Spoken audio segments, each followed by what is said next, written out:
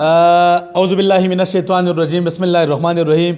کتون کو اوریدون کو سلامونه او احترامات میواله امید د چې ټیک به او زمونږ هم تل دغه دعا ده چې الله مو راته ټیک ټاک پټ پاټ او چک چاټ لري. اوریدونکو څنګه تاسو زمونږ د سار نه ګورئ چې کله لایو راشو کله پوسټونه وکړو او د نوي کال مبارکي باد ورکو.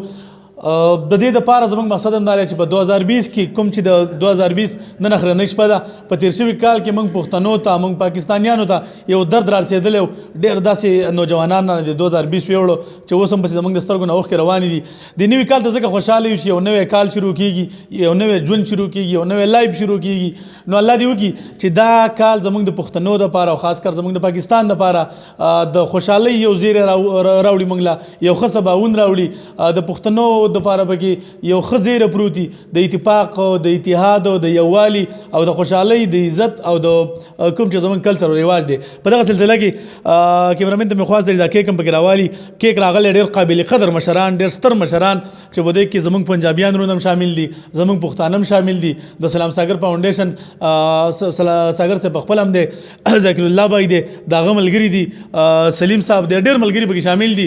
دا کیک به ډېر په لږ ساعت کې انشاءالله اوس کټ کوو او د 2021 حالانکه ټیم بالکل 15 منټه پاتې دي 2020 2021 ته وختو والا دی. نو چې څنګه 2020 2021 ته وړي انشاءالله بیا به موږ کیک کټ کوو موږ سره اوسئ.